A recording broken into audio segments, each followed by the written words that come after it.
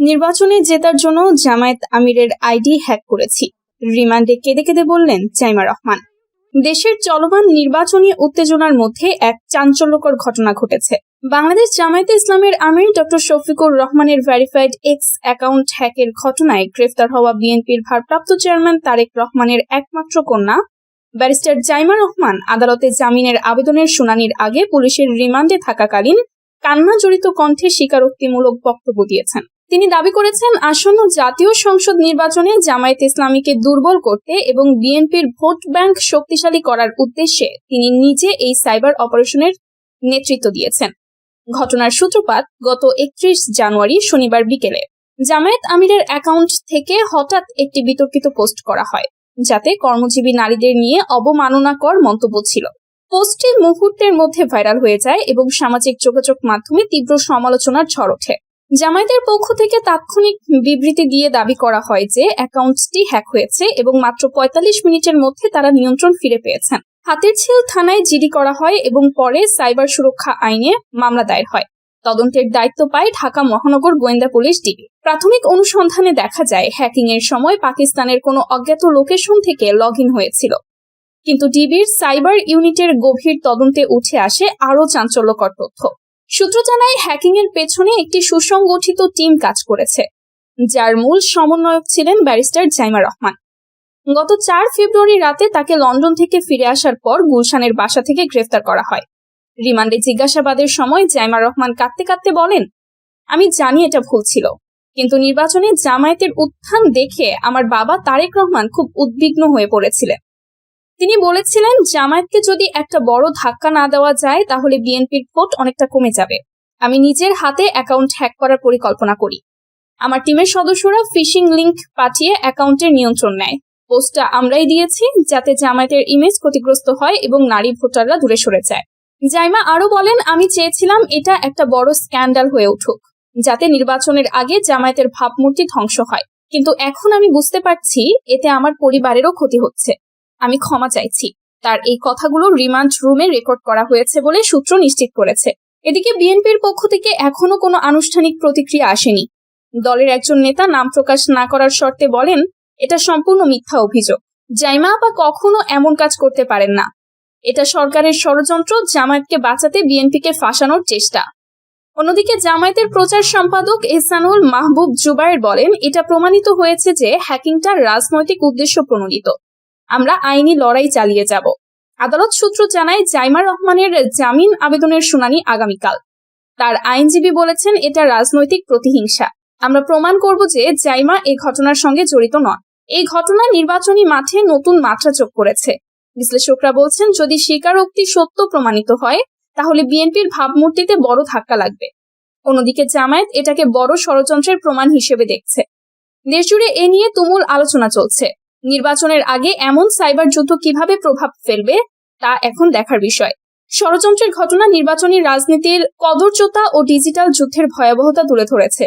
জাইমা রহমানের স্বীকারোক্তি সত্য হলে বিএনপির ভাবমূর্তি ধ্বংস হবে, না হলে জামায়াতের ষড়যন্ত্র দাবি আরো জোরালো হবে। নির্বাচনের আগে এমন ঘটনা দেশের গণতন্ত্রকে আরো গভীর সংকটে ফেলেছে।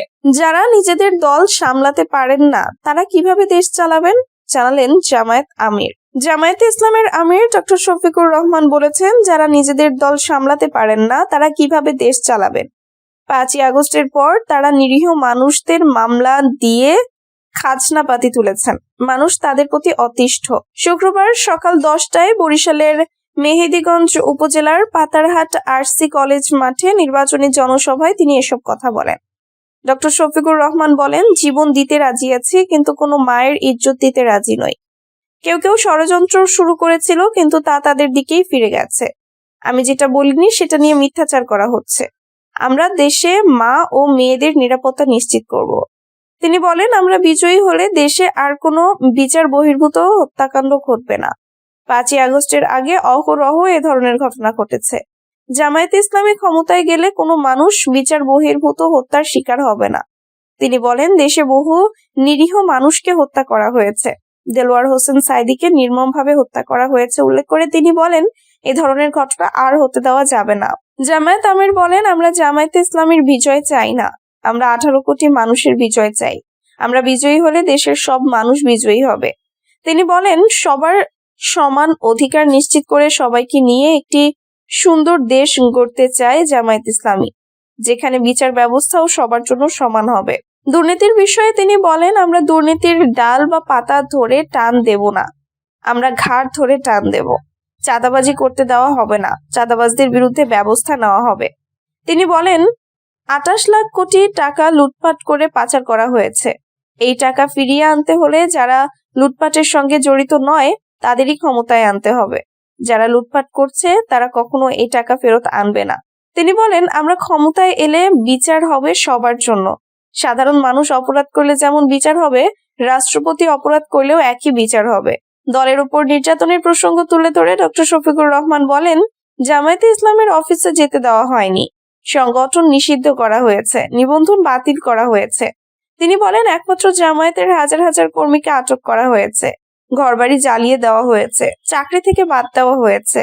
এসবের পরও তারা জনগণের জন্য কাজ করে গেছে। রাজধানীতে যৌথ অভিযানে 14 অস্ত্র ও গোলাবারুদ উদ্ধার, আটক 4। রাজধানীর উত্তর বাড্ডা ও যাত্রাবাড়ির ধলপুর এলাকায় যৌথ বাহিনীর অভিযানে 14টি আগ্নেয়াস্ত্র, গোলাবারুদ ও বিভিন্ন সরঞ্জাম উদ্ধার করা হয়েছে। এ সময় 4 জনকে আটক করা হয়। আন্তঃবাহিনী জনসংযোগ পরিদপ্তর শুক্রবার এক সংবাদ বিজ্ঞপ্তিতে এ তথ্য নিশ্চিত করেছে। আইএসপিআর জানিয়েছে, উদ্ধার হওয়া অস্ত্রের মধ্যে আছে একটি রাইফেল, 7টি পিস্তল, 3টি রিভলভার সহ বিপুল পরিমাণ গোলাবারুদ ও সরঞ্জাম। এসব ঘটনায় 4 জনকে আটক করা হয়েছে। ভোটের প্রচারণার গাড়ি দেখতে জটলা, এলোপাতাড়ি গুলিতে শিশুসহ 5 জন গুলিবিদ্ধ। কক্সবাজারের টেকনাফ উপজেলার আলীখালীর রোহিঙ্গা ক্যাম্প এলাকায় দুর্বৃত্তদের ছোড়া গুলিতে শিশুসহ 5 জন গুলিবিদ্ধ হয়েছেন। আহতদের মধ্যে 3 জন বাংলাদেশি ও 2 জন রোহিঙ্গা। বৃহস্পতিবার রাত 8:30টার দিকে টেকনাফের 25 নম্বর আলীখালীর রোহিঙ্গা ক্যাম্পের ব্লক A/4 এলাকায় এ ঘটনা ঘটে। গুলিবিদ্ধ রোহিঙ্গারা হলেন Alikhali Rohingya camp block A/4 এর নূর হোসেনের ছেলে আব্দুর রহমান এবং নুরুল হকের ছেলে মোহাম্মদ জিসান। আহত বাংলাদেশিরা হলেন নীলা আলীখালী এলাকার ভিক্কা মিয়ার ছেলে বাচ্চা মিয়া, আব্দুল জলিলের মেয়ে নুসরাত জাহান এবং নূর ইসলামের ছেলে শাহাবুদ্দিন। ঘটনার সত্যতা নিশ্চিত করে টেকনাফ মডেল থানার ওসি মোহাম্মদ সাইফুল ইসলাম বলেন, আলীখালীর রোহিঙ্গা ক্যাম্প এলাকায় গুলিতে 5 জন আহত হয়েছেন। কারা গুলি করেছে তা তদন্ত শেষে জানা যাবে। প্রত্যক্ষদর্শী ও স্থানীয় সূত্র জানায়, বৃহস্পতিবার রাতে ধানের শীষের নির্বাচনী প্রচারণার অংশ হিসেবে একটি ডাম্পার গাড়িতে প্রচারণা চলছিল। এ সময় সেখানে লোকজন জড়ো হলে হঠাৎ একদল দুর্বৃত্ত এলোপাতাড়ি গুলি চালায়। এতে 2 রোহিঙ্গা ও 3 বাংলাদেশি গুলিবিদ্ধ হন। আলীখালী এলাকার বাসিন্দা মোহাম্মদ আব্দুল হামিদ বলেন, প্রচারণার ডাম্পার গাড়িতে গান বাজনা চলার সময় আশেপাশে মানুষ জড়ো হয়। এরপর হঠাৎ কয়েকটি গুলির শব্দ শোনা যায়। এতে এক শিশুসহ 5 জন আহত হন। পরে তাদের উদ্ধার করে আলীখালী IRC হাসপাতালে নেওয়া হলে চিকিৎসকরা কক্সবাজার সদর হাসপাতালে পাঠান।